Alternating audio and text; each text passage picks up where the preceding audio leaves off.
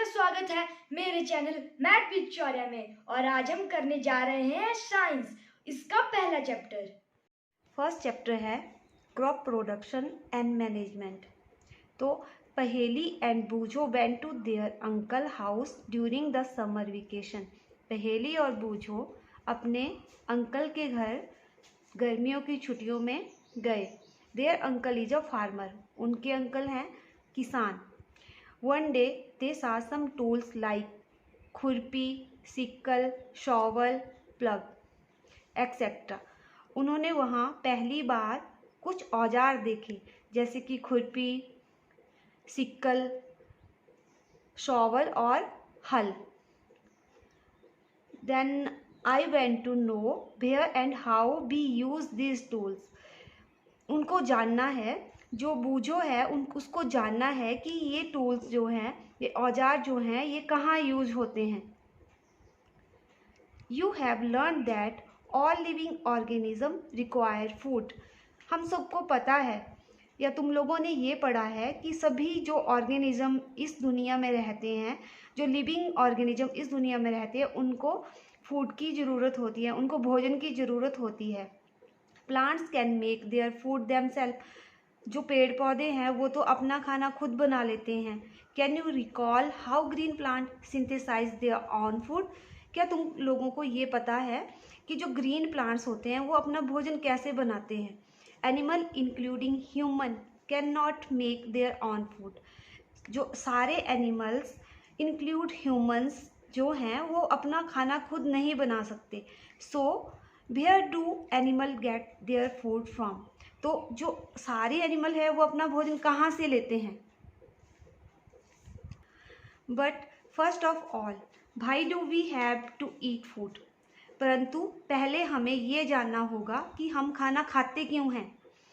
You already know that the energy from food is utilised by organism for carrying out their various body function such as digestion, respiration and excretion. तुम लोगों को ये पता है कि जो energy आती है ऑर्गेनिज्म में, मतलब एनर्जी आती है एनिमल्स में, वो कहाँ से आती है, फूड से।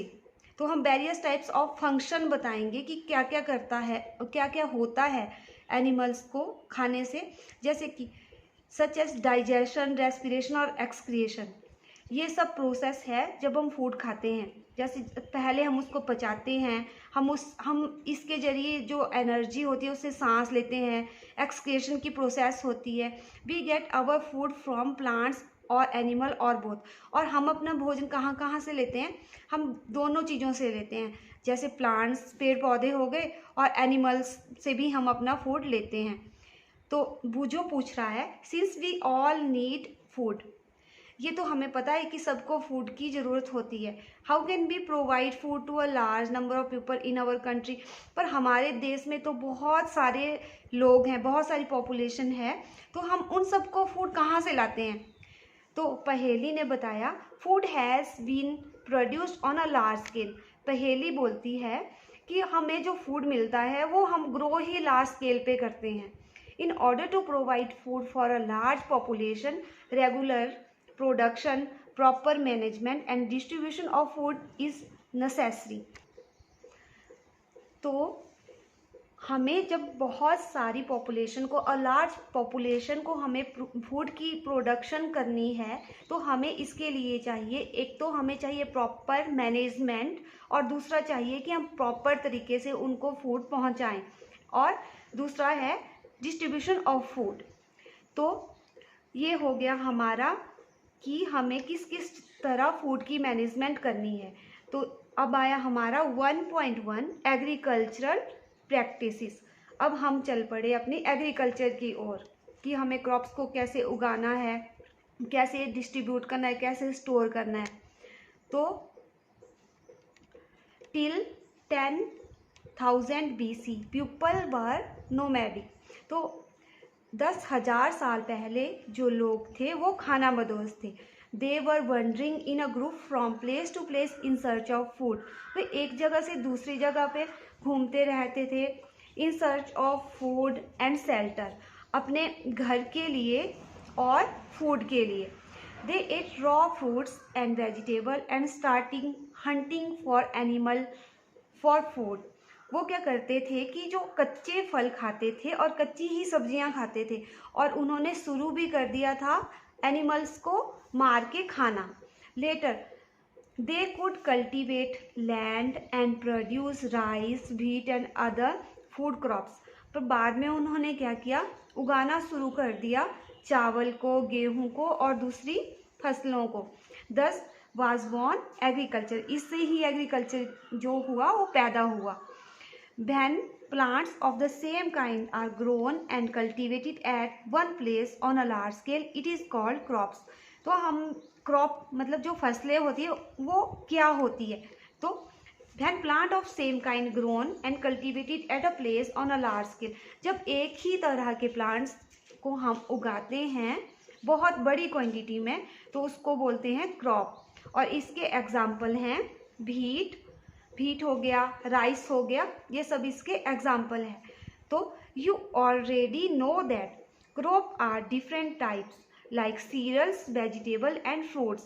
तो हमें या आप लोगों को ये पहले से पता होगा कि जो क्रॉप में आती है तो वो डिफरेंट टाइप्स की क्रॉप होती है, जैसे सीरियल्स हो गई, वेजिटेबल्स हो गई और फ्रूट्स हो गए. These can be classified on the basis of the season in which they grow. इनको हम क्लासीफाई करते हैं कि इस बेस पे कि कौन से सीजन में उगी. तो India is a vast country. India बहुत बड़ी कंट्री है. The climate condition like temperature, humidity and rainfall vary from one region to another region. तो हमारे देश में जो क्लाइमेट है वो हर एक जगह डिफरेंट है. वो जैसे जैसे हर एक जगह टेम्परेचर भी डिफरेंट है, हर एक जगह रेनफॉल भी डिफरेंट है. According there in a rich variety of crops grown in different part of the country. बहुत सारी वैरायटी फसलों की हमारे देश में अलग अलग पार्ट्स में उगती है. Despite this diversity two broad cropping pattern can be identified.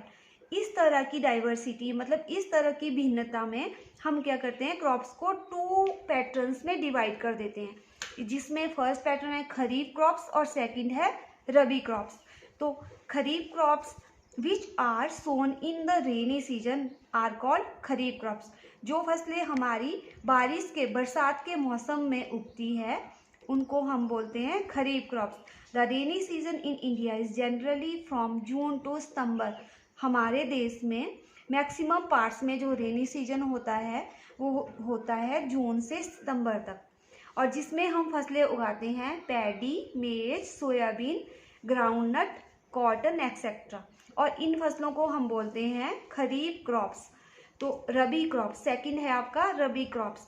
The crops grown in the winter season are called rabi crops. जो हमारी सर्दियों में जो फसलें उगती हैं उसको बोलते हैं हम रबी क्रॉप्स.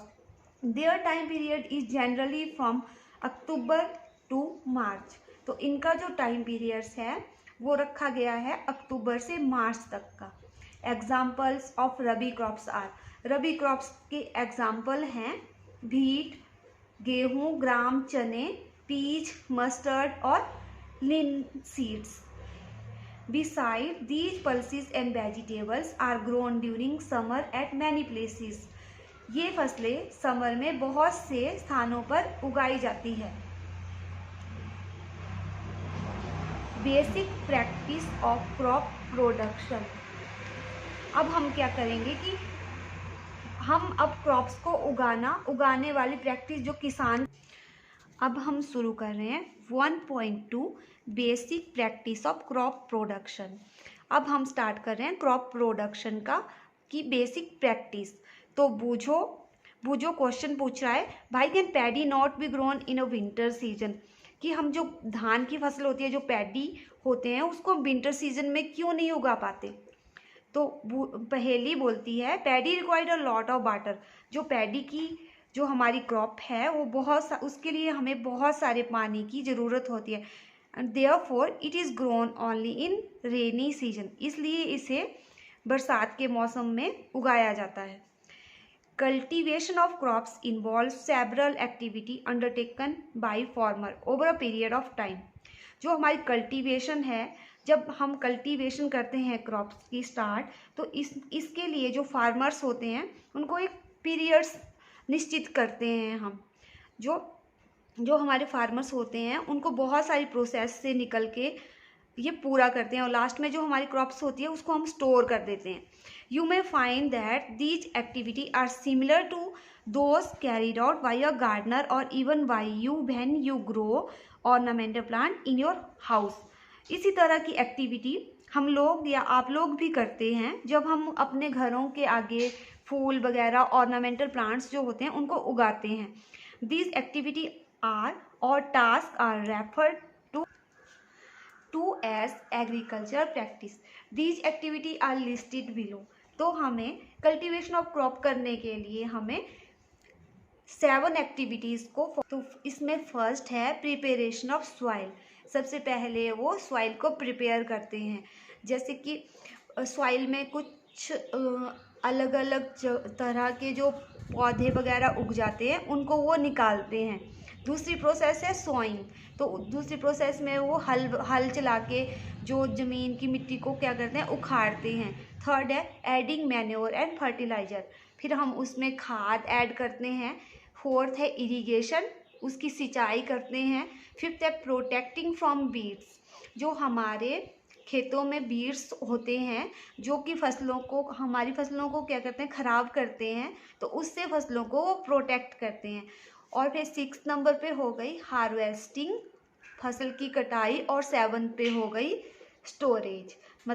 यहाँ तक करना है अभी।